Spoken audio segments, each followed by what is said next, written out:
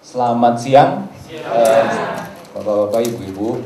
Ini jam yang paling susah untuk kalau lagi di seminar ya, baru selesai makan siang.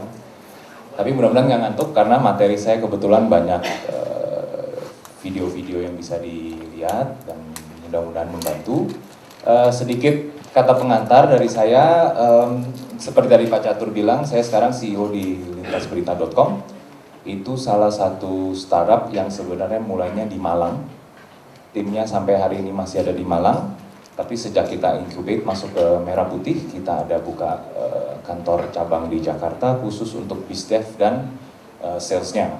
Nah, yang tadi perusahaan kedua yang saya bekerja sebagai Senior Vice President itu kedua adalah Merah Putih Inc., yaitu perusahaan inkubasi teknologi digital pertama di Indonesia. Nah, sedikit latar belakang kenapa Merah Putih Inc. itu lahir, karena kita udah lama bantuin Kaskus waktu itu, study case pertama. Kaskus itu kan salah satu boardnya adalah dari Dani, termasuk saya, Herman, dan Anthony, waktu itu dari tim Semut Api. Kita yang revamp total Kaskus, dari segi visual, dari segi layout, dari segi fitur, marketingnya, semuanya. Nah, abis main lama di Kaskus, kita lihat hasilnya kan lumayan luar biasa. Waktu itu pertama kali kita ambil registered member kurang lebih, saya diceritain ini cuma 250.000 yang daftar ya, penggunanya tetap banyak waktu itu. Tapi karena satu dan lain halnya, kontennya juga masih banyak yang menurut kita tidak patut. Akhirnya kita bersihkan, rombak total. Itu sebenarnya agak sedikit gamble sebenarnya, tapi kita pede. Kalau ini dibersihin, orang akan tetap suka. Nah, itu per kemarin kita cek, yang udah sign up di Kaskus kurang lebih 2,6 juta. Jadi, expert-expert yang udah terlibat di Kaskus ini, kita ngeliat, kita punya skill set yang sama di digital teknologi. Terus juga perkembangan startup di Indonesia, terutama Jakarta, Bandung, Jogja, Malang, Bali, itu luar biasa kita lihat.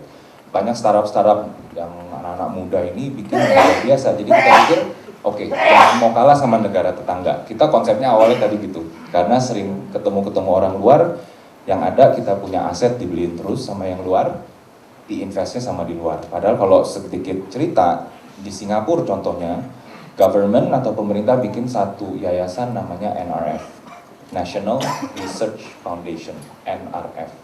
Konsepnya simple. Nah, yang modelan kayak NRF tapi banyak di Singapura. Ini yang by government, yang dibikin oleh Singtel pun ada, namanya Innovate, INNOV 8, Innovate. Jadi dia sistemnya juga seperti NRF. Jadi secara gamblang sama kita dengan NRF.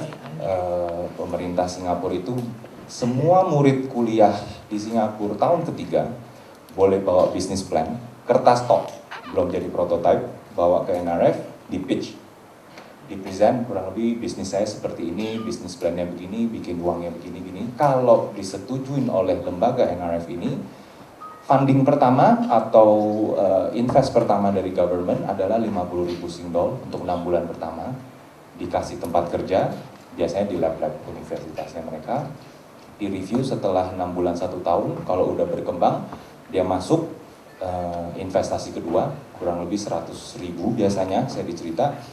Yang bagusnya lagi, ekosistemnya Singapura kan lengkap, negara-negara ekosistem. Jadi kita banyak kata kunci di sini, ekosistem. Seminar seperti ini, itu salah satu ekosistem sebenarnya untuk menunjang.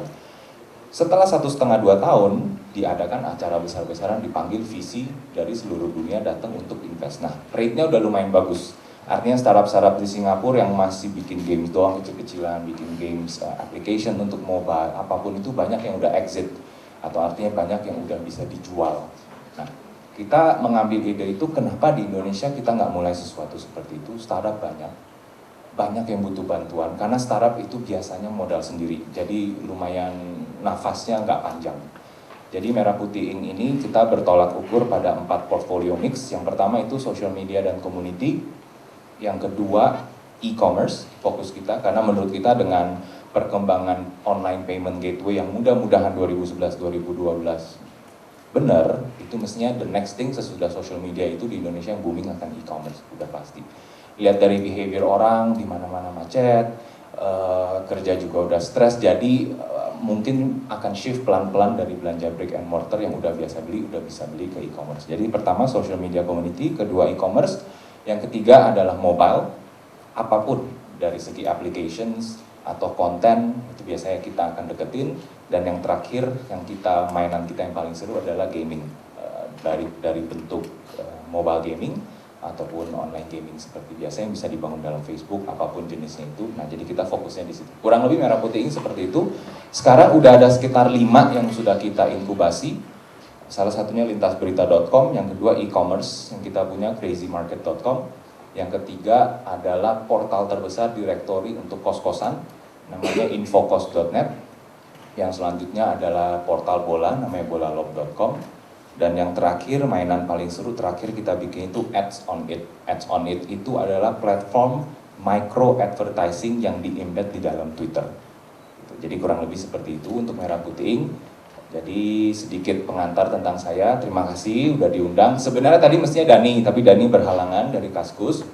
Dia minta saya gantiin untuk dia untuk ngomongin social media untuk small business. Oke, jadi kita mulai. Sebelumnya ada pertanyaan? Nggak ada ya? Oke. Nah, dengan perkembangan digital dan online, terjadi shift atau pergeseran dari behavior atau tata perilaku masyarakat Indonesia, terutama target internet, dalam cara dia mengkonsumsi informasi dan berita.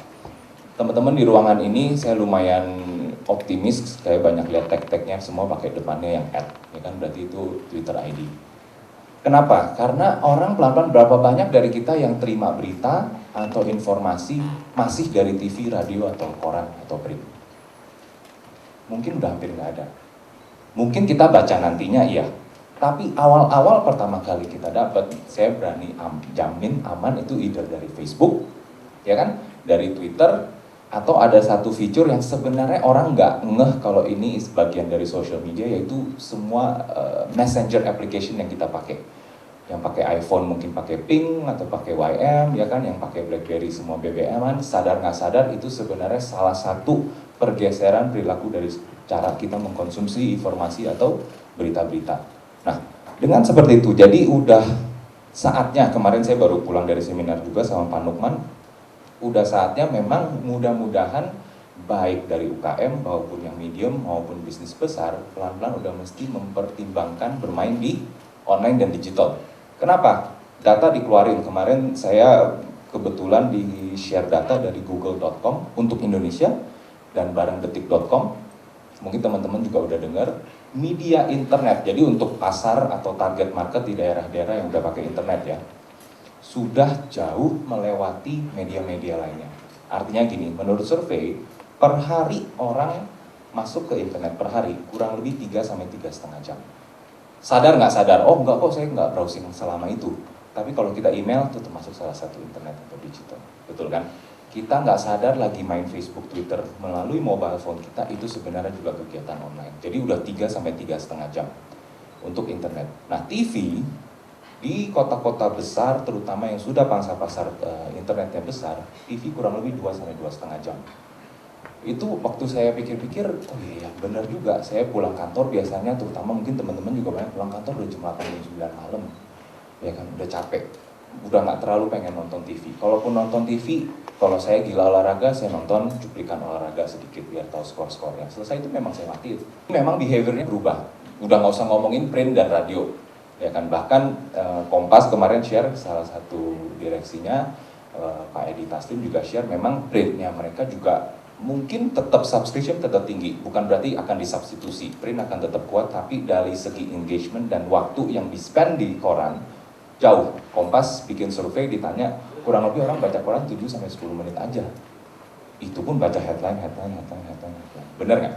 Berapa lama dari kita? Kalau saya masih ingat sebenarnya zaman saya masih dulu banget SMP SMA, baca koran masih lama, karena saya pada waktu itu dan teman-teman yang lain masih kurang informasi. Dengan social media, ya kan, dengan internet, ada banyak term orang udah mulai ngomong overwhelm, udah kebanyakan. Bener nggak? Setiap hari ikutin timeline Twitter, ya kan, buka Facebook banyak orang ngomong, buka BBM orang banyak ngomong, belum lagi yang browsing sendiri. So we have enough. udah selesai. Jadi pas pun baca koran, dan biasanya kalau teman-teman sadarin nggak sadarin, koran yang kita baca pagi itu biasanya udah basi, udah tahu dari kemarin. Benar kan? Koran itu sebagai cuman ya kelanjutan dari habit. Makanya kalau kita lihat media-media besar pelan-pelan udah shift. Kompas lagi genjot-genjotan keluarin application banyak sekali untuk iPad, e-readernya mereka, electronic reader, dan grup Kompas Media pun semuanya dibikinin Nova, dia bikinin bahkan segmen-segmen khusus wanita udah ada BlackBerry apps, ya kan, Nova baru launching juga. Jadi udah mulai banyak, karena again udah terjadi pergeseran dari cara orang memandang internet dan social media. Nah, masih banyak yang mikir, oh masih yang anti. Oke, masih ada yang masih kurang setuju misalnya. Nah, salah satu quote yang paling saya suka share, kemarin saya sempat share adalah ini. Kita semua ada yang mungkin familiar sama bapak yang satu ini, Rupert Murdoch, bisa dibilang bapaknya media, pemilik koran dari banyak sekali koran di Inggris, dia punya semua koran-koran terkenal, Australia dia yang pegang, Kanada dia yang pegang, punya TV channel juga. Waktu ditanya tentang social media dan internet, beliau bilang, ini sama seperti industri revolusi kurang lebih 500 tahun lalu pada saat pertama kali mesin cetak massa dibikin. Jadi zaman koran awal nih. Tapi dengan berkembangnya social media dan internet, sorry, jadi muter-muter si bapak ini. Dengan perkembangannya social media internet, dia bilang the power of content udah dilepas pelan-pelan, sadar nggak sadar, dilepas dari para publisher, para wartawan dan jurnalis. Kemana? Ke kita semua. Dia bilang di sini. Is shifting the power away dari editor, dari publisher, dan establishment. Establishment itu artinya kita semua sebenarnya, yang punya perusahaan, yang punya company, yang punya produk, yang punya merek. Kekuatannya untuk berkomunikasi atau untuk bermarketing udah lagi bukan di tangan kita. It's the people taking control. Ya kan? Kita bisa invest atau bisa spend, teman-teman bisa spend banyak budget untuk marketing. Tapi kalau orang lain ngomong totally different, beda sama yang kita selama ini komunikasi, hancurlah sudah. Sadar nggak sadar? Jadi sekarang udah balik ke orang nih. Jadi yang maksud di sini adalah social media adalah salah satu tools atau platform yang akan menjembatani kita untuk bisa penetrasi ke orang-orang ini. Nah, salah satu saya ada video bagus tunjukin tentang social media ke small business, salah satunya dalam bentuk grafik. Ini kita sama-sama bisa lihat. Social media is a fad. It's the most profitable and fastest growing fad in marketing history. Social media has already proven it's a fundamental shift in the way society communicates. It is the top online activity in the world. 75% of US households use social media to listen, talk, and recommend products. Are you there to hear them? Your competitors are. In 2010, 68% of small businesses increased their social media marketing, which drove immediate results to their business. Have you? For businesses, resistance to social media is futile. Your competitors are there. Your customers are there. If your business isn't there, it ought to be. 20% of all tweets are about products or brands. Companies that blog receive 55% more visitors to their website than those that don't. 85% of social media users believe that companies should interact with their customers. What are your customers saying about you? Do you even know? Join the conversation. Create the conversation. Grow your business. Devanti Digital Media. Nah, dari video ini kita lihat adalah pertanyaan yang satu itu, kalau customer kita ada di social media, kita ada di sana apa enggak? Kalau teman-teman mungkin untungnya teman-teman di ruangan ini udah familiar dan memang udah pakai, jadi saya nggak akan kebanyakan kesulitan untuk meyakini harus pakai social media. Tapi saya kasih contoh, kalau kita meeting sama perusahaan-perusahaan, itu biasa marketing direkturnya atau CEO-nya, presidennya itu takut. Fit, jangan dibikinin Facebook fanpage deh atau Twitter, orang komplainnya makin gila-gilaan. Nah, saya lihatnya dari kacamata lain, saya bilang begini, ada atau nggak ada Facebook atau Twitter, orang tetap akan komplain. Betul nggak? Kadang-kadang kita mau lagi di ATM mana, ngantrinya lama atau tellernya lama, walaupun bank tersebut nggak punya Twitter, saya tetap tweet. Aduh ini orang lama banget, jam sibuk, 5 teller, 3 orang makan siang. Tetap ngomong tuh, ya kan? Sama halnya dengan kalau kita mau muji, kayak kemarin saya ini true story, kejadian ke saya, kemarin saya kebetulan naik taksi di Jakarta, Bluebird, baik sekali supirnya, sopan banget supirnya. Saya catat nomor taksinya, nama orangnya, saya tweet ke Bluebird Group. Tapi saya nggak punya Twitter ID-nya Bluebird, saya ngapain? Search. Ya kan, makanya tadi di sini bilang, are we there? Karena orang akan nyari.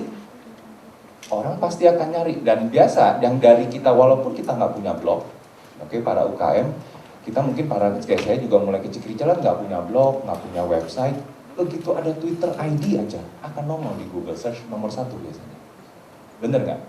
Coba dicoba, mau buka toko apa misalnya, toko mainan anak-anak, saya sempat punya temen main jualan online, cuman lewat Facebook, jualannya itu Hama Beats yang kecil-kecil ditempelin pakai lem tuh, sempet zaman waktu itu, kalau ada yang tahu Hama Beats namanya, lumayan, per bulan dia jualan bisa 15-20 juta. Jualannya dari mana? Cuman lewat Facebook. Budgetnya berapa? Marketing? 0.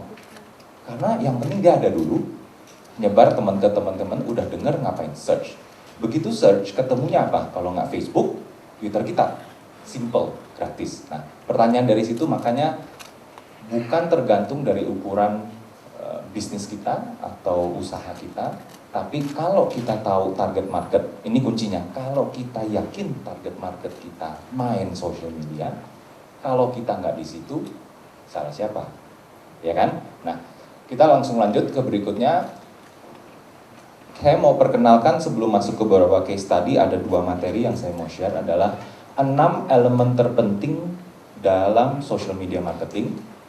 6 elemen terpenting.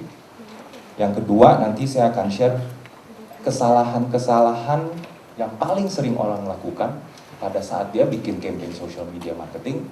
Jadi mudah-mudahan teman-teman bisa ngeliat 5 ini, mudah-mudahan nggak dibuat.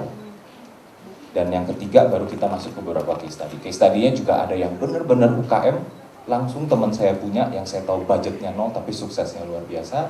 Tapi ada beberapa case study yang saya mau ambil idenya aja yang kita share, itu kejadian di luar. Nah, yang pertama, elemen yang pertama, listen atau dengar. Ini artinya apa? Listen atau dengar. Pertama, sebelum kita ngapa-ngapain di social media, sebenarnya gampang, enak. Saya bilang ke teman-teman saya di kantor konsultan marketing dan branding kita, sejak ada social media, yang kerja sebagai marketing research, yang kerja sebagai strategist, itu kerjanya enak. Ya kan? Kalau dulu cuma ada Google.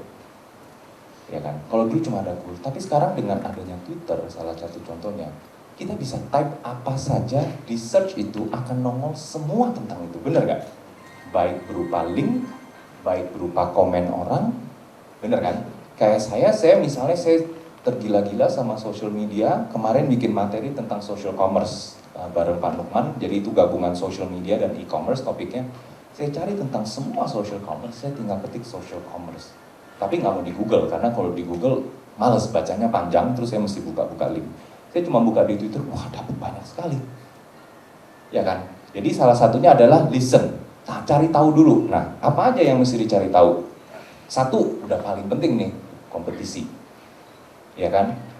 Kompetisi saya di sana apa enggak? Nah, satu cerita yang saya belum cerita, sebelum saya full di online, sebelumnya saya menjadi country manager untuk perusahaan retail. Mungkin teman-teman ada yang pernah dengar Gap dan Banana Republic.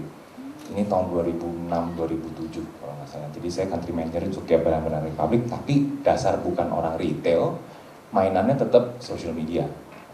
Kerjanya ngapain? Waktu itu saya tes. Mumpung ada brand orang, saya tes Gap itu saya bikinin Twitter.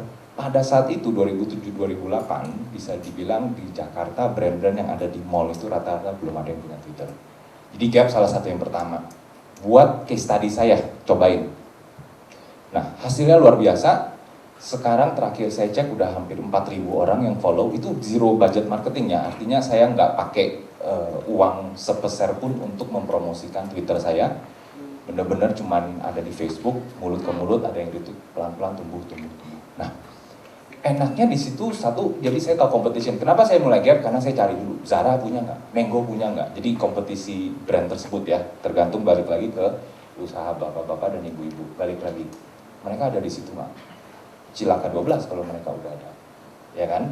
Nah, buru-buruan bikin itu. Yang pertama competition. Yang kedua hangouts. Kita sebutnya di sini hangout sebenarnya adalah target market kita nongkrongnya di mana? Tanda petik.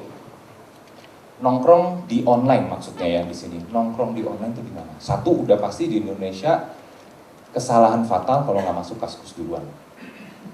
Cek yang pertama di Kaskus, ya kan?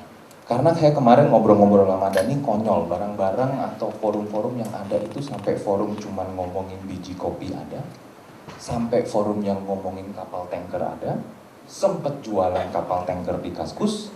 Jadi luar biasa itu marketnya. Dan juga kalau untuk teman-teman yang belum tahu, Kaskus ada fitur baru, ini saya bantu promosi buat dia, ada fitur baru namanya Kas App. Ada yang udah pernah dengar? Kas App, itu Kaskus Advertising. Itu modal cuma 100.000 bisa iklan Pak di Kaskus. Nah, coba nanti main ke Kaskus. Ini project barunya, khusus dibikin memang untuk SMI dan UKM. Caranya gampang, DIY, itu do it yourself, bikin sendiri. Karena kalau yang biasa kita lihat di Kaskus yang gede-gede itu kan corporate kan, itu bayar ratusan juta misalnya. Nah, dia ada sub micro ad, jadi modelannya tampilan mirip-mirip kayak Facebook Ads. Pernah lihat Facebook Ads yang kecil-kecil nongol itu? Mirip kayak gitu. Kita bisa pilih target marketnya, kita bisa pilih mau spend cuma berapa. Nah, mereka, saya ngomong di sini untuk bantuin karena Kas Ad-nya sendiri belum banyak ngomongin atau dipromosiin sama Kaskusnya sendiri. Ini masih mainan internalnya dia untuk testing market. Karena dia tahu Kaskus sebulan udah sekian, terakhir saya bilang dia punya visitor kurang lebih 50-60 juta visitor. Page view mereka, page view itu total halaman yang orang klik-klik per bulan udah hampir 700 juta page view. Oke, itu berlipat-lipat dari Detik, berlipat-lipat dari Kompas. Dan bikinan orang Indonesia, bener-bener kalau masuk ke Kaskus tahu banget lah itu Indo ke Indo banget.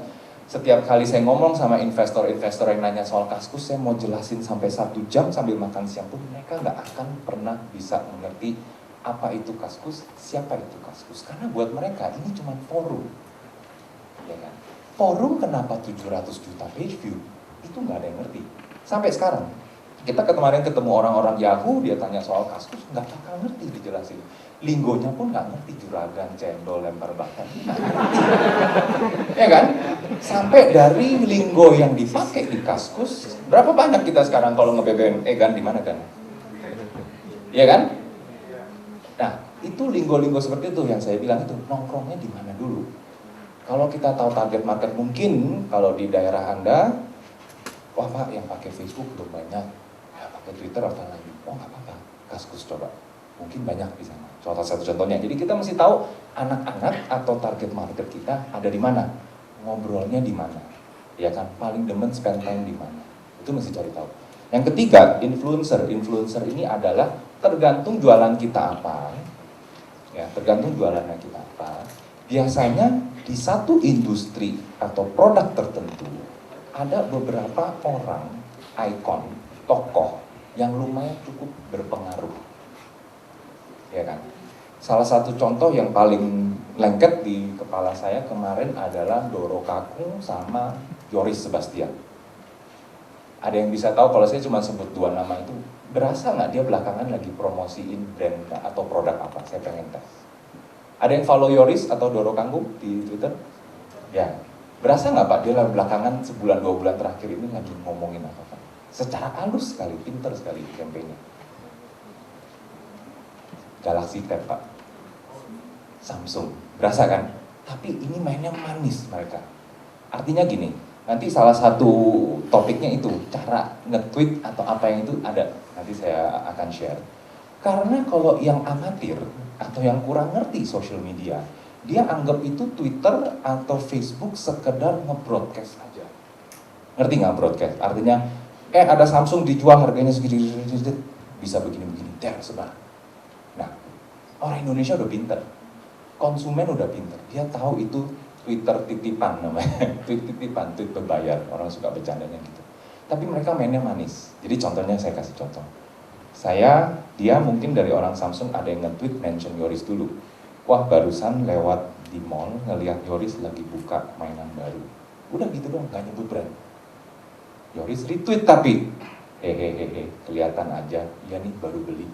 Nah, karena dia followernya udah banyak, orang penasaran mainan apa baru buka. Ada yang nyautin dong, apaan sih mas? Baru dia sebut, Galaxy Tab Samsung. Udah titik, manis mainnya.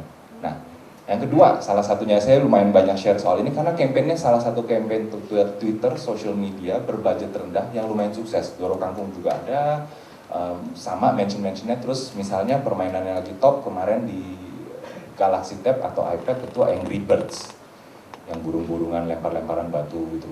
Permainan rada-rada bodoh lah pokoknya. Kalau yang pernah main sebenarnya saya bingung, itu yang main 20-an juta itu sebenarnya saya bingung. Jadi kemarin Angry Birds baru ada di Apple iPad, di launching di Android, Samsung punya. Nah, kan kalau yang nggak cermat, kampanyenya akan begini, Yoris akan nge-tweet, kalau yang salah ya, asik udah ada Angry Birds sekarang di Samsung, bener nggak? Itu yang terlalu jelas. Nah, dia pinter, ada orang nyaut sekali, Yoris udah ada loh Angry Birds gini, dia tinggal retweet, download sekarang gitu. Udah, dia nggak promote. Seolah-olah seperti interaksi engagement biasa.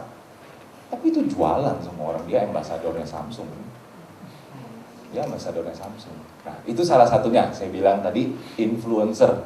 Karena kenapa? Samsung mau masuk, posisiin dia punya Galaxy Tab satu ke orang kreatif, ikonnya Yoris.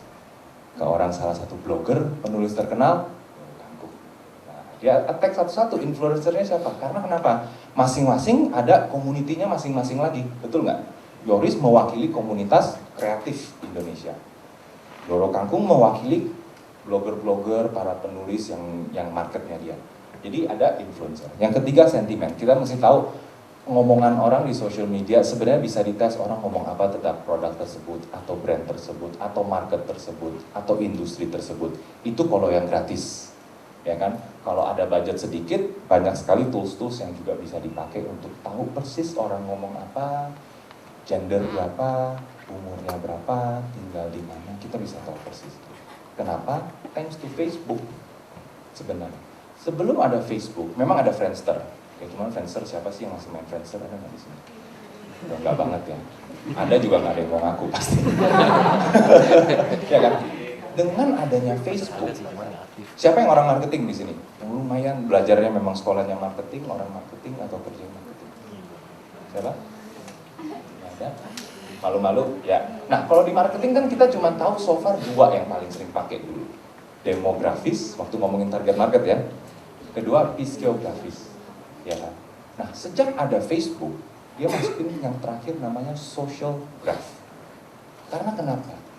Dengan platform Facebook, satu-satunya sadar nggak sadar, kita sebagai pemakai sukarela ngasih tahu Facebook semua-muanya. Benar nggak? Yang di Facebook profile saya tulis suka minum Starbucks, saya bilang suka baca buku ini, suka dengar lagu ini. Nah, demografis, fisiografis nggak akan bisa masuk ke situ, ya kan? Kita dengan sukarela kasih gender, kasih umur, ya kan? Tinggal di mana? Nah, itu namanya social graph. Makanya Facebook Ads, teman-teman pun sebenarnya boleh coba-coba permainkan. Coba pelajari Facebook Ads. Cost-nya nggak mahal, karena dia hitungannya cuma persen setiap kali nongol, dan efektif. Kenapa efektif? Dia cuma nongol ke target market user Facebook yang udah Anda definisikan. Ada yang pernah main-main di Facebook Ads, option Facebook Ads di dalam facebook.com? Ada yang pernah? Ada. Kan bisa cek sampai umur kan? Sampai gender, tinggal di mana, bahkan bisa taruh cap, saya cuma ada uang 1 juta. Bener kan? Kalau ads-nya udah nembus 1 juta, stop ads-nya. Nah, itu bisa dicoba juga sebagai salah satunya. Dan cost-nya nggak terlalu mahal. Selanjutnya, faktor kedua. Jadi satu, listen, essential. Yang kedua adalah people. Nah, orang suka kelupaan people-nya nih, di teknologi atau social media, saking keasikan dengan tools atau teknologi yang ada, orang suka keasikan akhirnya. Kalau yang marketing, saya kemarin suka ngomong, ingetin orang marketing cuma taunya 4P. Product, place, promotion, packaging. Atau price, price. Ya kan? Sebenarnya elemen terakhir ini yang lupa. people, P. Karena ujung-ujungnya jangan terkecoh sama medianya. Ya kan, YouTube, Google, Facebook, apapun itu, Twitter, itu cuman kendaraannya.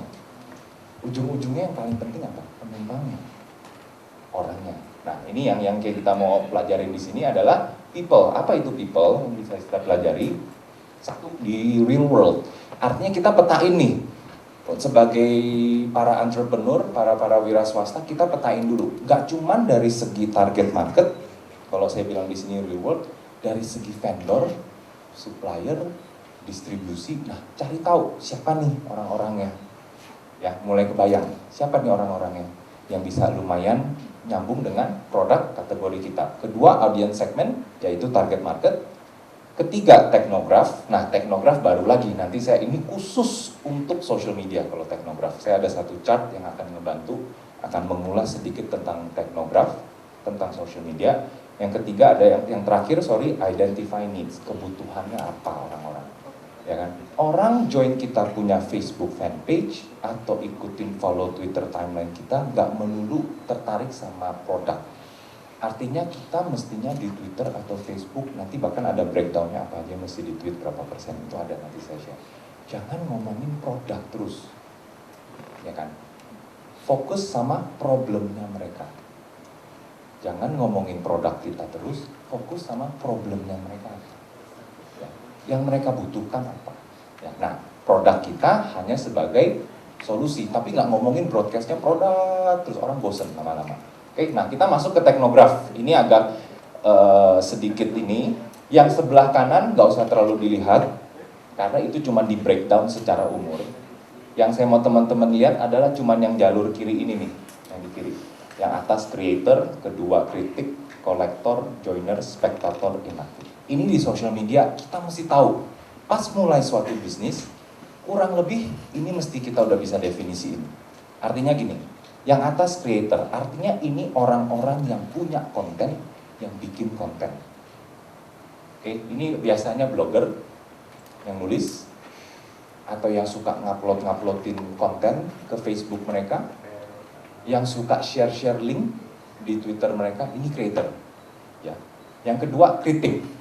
Nah, makin ke bawah biasanya makin dikit nanti. Artinya, makin ke bawah makin banyak. Yang creator itu biasanya nggak banyak. Ya kan, makin ke bawah makin kritik. Nah, artinya kita semua termasuk saya. Bukan kritik secara negatif ya, artinya komentar yang cuma nyautin Twitter orang. Ada kan? Yang jarang update status Facebook, tapi kalau temennya ada, kita nyautin, ya kan? Kalau habis baca berita di portal berita, isi komen. Nah, itu tuh orang-orang kaskus yang suka ngomong aja, ya kan? Ngoceh doang. Yang ketiga, kolektor. Nah, kolektor ini sedikit harus diterangkan, yaitu orang-orang yang suka ngumpulin. Makanya seperti lintasberita.com itu termasuk salah satu kolektor. Karena lintasberita.com sama kayak kaskus, kita sebagai website, portal, kayak rumah itu diibaratkan kosong. Kita nggak pernah bikin konten. Lintasberita.com dan Kaskus nggak pernah ada konten. Kalau diperhatiin isi-isinya, itu kan apa dari siapa? Member doang. Ngeletok, sundulgan, bapak-bapak, itu orangnya gitu-gitu ya kan? Itu namanya UGC, User Generated Content. Beda dengan Kompas, Detik, Okezone, Viva, kapan lagi. Nah, by the way, lintasberita.com itu nomor 7 di Indonesia, sesudah Kaskus, nomor 1, kedua Detik, Kompas, Viva News, Okezone, kapan lagi, itu lintasberita.com sebagai portal berita dan informasi. Nah, itu member yang ngomong, yaitu kolektor. Yang keempat, joiners, orang-orang yang cuma pakai aja.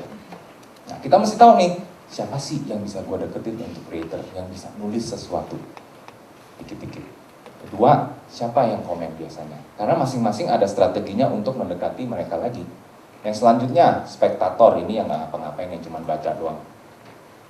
Nggak ngapa-ngapain. Tapi dia main social media, tapi nggak ngomong. Kan banyak kan, kita punya teman-teman yang kita tahu ada di Facebook, di Twitter, tapi nggak ada suaranya. Karena dia demen ngikutin aja, dia demen baca, dia demen konsumsi aja, dia nggak terlalu banyak ngomong, nggak nge-tweet, nggak ngapa-ngapain pokoknya. Yang terakhir adalah yang nggak pakai sama sekali. Oke, jadi ini di teknograf. Artinya waktu kita masuk ke social media, rangkumannya adalah cari tahu dulu kira-kira siapa yang creator, siapa yang kritik. Nah, ini masing-masing mesti diisi siapa mereka. Baru mulai campaign di atas mereka atau terhadap mereka. Jadi selain listen dan people, yang kedua adalah objektif. Nah, objektif atau tujuan ini biasanya saking seru seorang wira swasta, saya suka ngalamin ini di entrepreneurs juga, saking serunya, ide banyak, wah habis baca nih, banyak. Habis baca buku, habis baca ini, wah mau bikin wah langsung terus. Sering nggak kayak gitu? Tanpa mundur satu langkah, ngebayangin dulu objektifnya apa sebenarnya, ujung-ujungnya apa, ya kan? Ujung-ujungnya apa? Nah, di sini saya akan share beberapa contoh kalau yang kebiasaan di bidang bisnis atau marketing supaya ngebayangin elemen-elemen objektif itu kalau di dunia social media itu seperti apa, termsnya aja. Nah, jadi saya bagi dua, yang kiri kalau dari segi bisnis dan marketing, yang sebelah kanan kalau di social media itu namanya apa sih? Oke? Nah, yang pertama kita lihat research. Di bisnis kita banyak research, sadar nggak sadar, ya kan, banyak PR-nya istilahnya. Kalau saya bilang ke anak-anak kantor itu bikin PR dulu, sebelum ke klien bikin PR dulu, research, ya kan? Itu kalau di bisnis dan marketing. Nah, kalau di social media namanya apa? Yang tadi saya bilang itu listening. Mendengar bukan benar-benar kuping, maksudnya adalah mendengar apa yang orang ngomong selama ini, pendapat mereka tentang, kita bisa pelajarin bahkan kelemahan dari kompetitor kita dari tweet-tweetnya orang. Benar nggak? Sesimpel itu. Makanya saya bilang, yang sekarang kerjaannya marketing research enak. Jauh lebih enak. Nggak, dia tetap survei ke lapangan masih tetap harus, di Google tetap harus. Tapi ini salah satu yang pertama bisa dilakukan, yang banyak bisa didapat. Oke? Research, listening di social media. Yang kedua, objektif kedua, kalau di bisnis itu kita ngomongnya, oke, marketingnya apa nih? Nah, kalau di social media, kita ngomongin simply by talking. Karena kenapa saya bilang di sini talking? Fungsinya marketing apa sih? Komunikasi. Betul nggak? Mengkomunikasi produk, promosi, tentang perusahaan kita, itu kan marketing. Nah, di social media, talking. Nah, tapi talking di sini artinya begini, banyak orang salah kaprah. Facebook dan Twitter itu sekedar yang tadi saya bilang itu broadcast. Artinya cuma ngomong. Pernah lihat atau mungkin teman-teman sempat liatin Twitter produk atau yang kerjanya promo terus. Tapi kalau saya reply, saya tanya, saya mention dia, nggak ada jawabannya. Makanya salah satu Twitter account yang paling saya suka itu Telkomsel punya customer service.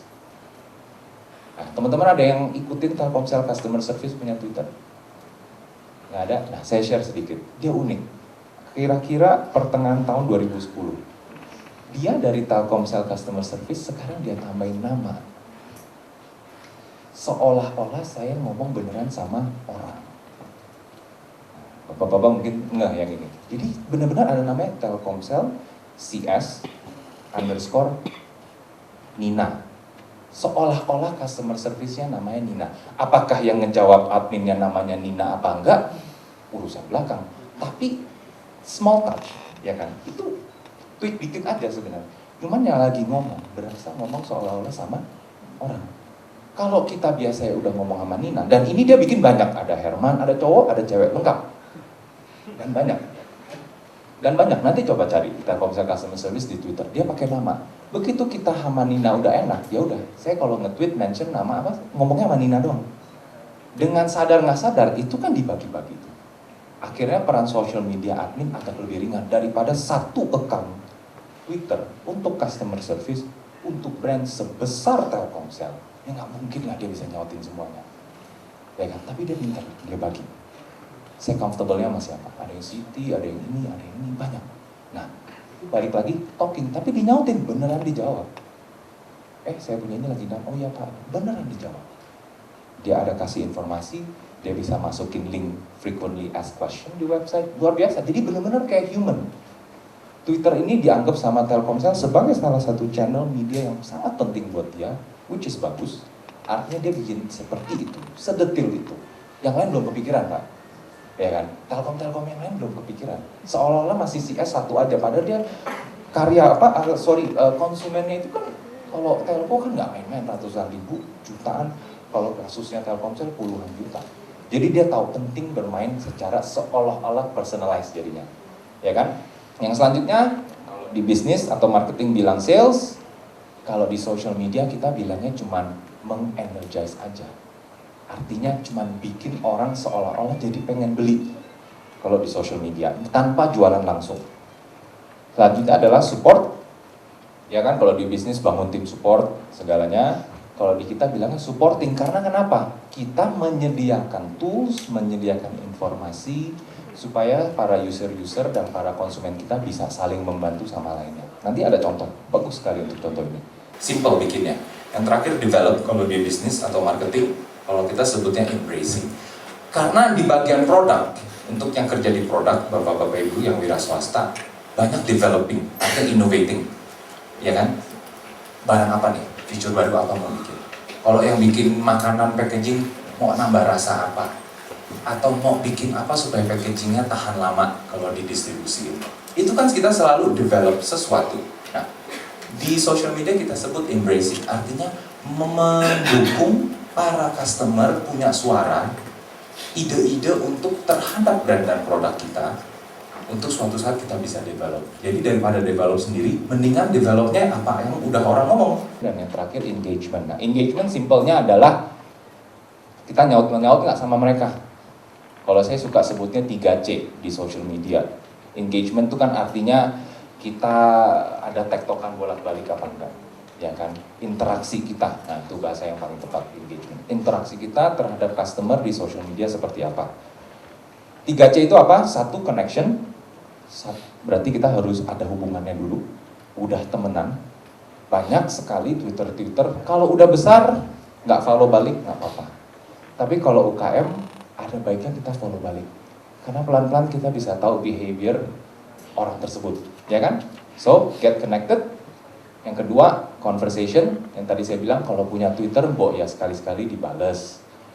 Kalau orang nge-reply atau mention, ya di say thank you, ya kan? Kadang kan suka gitu, baru beli bolu Amanda atau apa, brownies Amanda misalnya, ya kan? Connect conversation. Dan yang terakhir yang paling penting di bisnis, kita semua tahu itu adalah converting. Artinya dari social media yang cuma follow-follow kita doang, yang cuma join Facebook doang, yang akhirnya beli itu siapa? Ya kan? Jadi interaksi atau engagement di situ. 3C, connection, conversation, terakhir conversion. Conversion ini paling penting lah kalau di bisnis, jualan, ujung-ujungnya jualan, ya kan? Karena saya pernah, ini pertanyaan tricky, pelajaran berharga banget buat saya waktu itu, ditanya sama prinsipal datang dari Amerika, training, tanya, David, yang paling penting apa? Sales atau customer service? Nah, kalau saya tanya, saya dulu jawabannya, oh customer service tuh. Oh, ya kan? Karena orang operation, yang penting floor mesti bersih, toko mesti rapi, SPG-nya ini, oh enggak, dia bilang, ujung-ujungnya jualan, dia bilang. Customer service sebagus apapun kalau nggak jualan nantinya apa? Ya nggak ada ROI-nya kan, ibaratnya kalau di marketing. Ujung-ujungnya nggak jualan, nggak ada uangnya. Nah, selanjutnya sebelum kita ini, cepat aja sebelum masuk ke case study, saya akan share 5 tips untuk melakukan social media. Oke, 5 tips untuk social media. Ini sama seperti tadi, listen, di sini kita bilang research, do your homework. Oke, please make sure kita udah search kompetitor kita seperti apa, target market seperti apa, atau brand produk yang jauh lebih besar dari kita, tapi kita iming-imingnya atau suka ngebandingin bikinan kita tuh mau suatu saat kayak gitu. Ya kan? Bukan berarti misalnya di sini cuman bikin misalnya contoh teko, misalnya itu salah satu iga bakar favorit saya misalnya. Padahal cuma makanan teko, penting nggak punya social media? Penting. Di Jakarta mereka ada Twitternya. Cuman saya perhatiin yang dia follow pun, dia follow siapa? Dia follow brand-brand besar yang ada di Jakarta maupun di luar negeri yang bergerak di bidang restoran atau permakanan. Karena kenapa? Dia pengen belajar, research, pengen tahu orang kalau bikin promo di luar seperti apa. Nggak berarti, wah Pak, tapi saya cuma bisnisnya begini Pak, ngapain saya begini-begini? Oh enggak, research ya kan, pengen tahu. Kita mesti mikir, walaupun bisnis kecil, tapi selalu mesti thinknya big, betul nggak? Selalu ngebandingin, oke, apa yang mereka lakukan bukannya dicontek, ya kan, bukan di copy paste, tapi pelajarin kenapa mereka begitu. Nah, kalau saya pakai bisa di ATM-nya gimana nih, amati, tiru, dan modifikasinya gimana, ya kan? Jadi research. Yang kedua, understand karakter, behavior, budaya, dan kebiasaan sehari-hari target market tersebut. Oke, make sure kita ngerti bener bahasa yang dia pakai, cara ngomongin yang dia pakai, dia biasa belinya berapa, karena kita nggak bisa paksain sesuatu yang bukan behavior atau kebiasaan dari target market kita. Ya kan, jadi satu research, dua understand, yang ketiga select the right tools. Yang tadi saya bilang ini nyambung yang teknologi, ya kan. Tidak ada prinsip atau teori yang namanya one size fits all atau artinya satu ukuran muat untuk semua. Bukan berarti gitu. Select the right tools ini artinya yang tadi saya bilang yang ada gambar kapal tuh, Facebook, Twitter, LinkedIn, YouTube, Flickr, yang banyak dulu Google, Kaskus. Pilih yang mana paling tepat dengan kita. Oh Pak, kalau saya buka warung kopi sampingan nongkrong-nongkrong, anak-anak demennya nge-tweet ini. Ya, hajar di Twitter. Nggak perlu bikin yang aneh-aneh di tempat lain. Makanya saya bilang select the right tools. Jangan terkecoh dengan teknologi karena takutnya kita-kita ini termasuk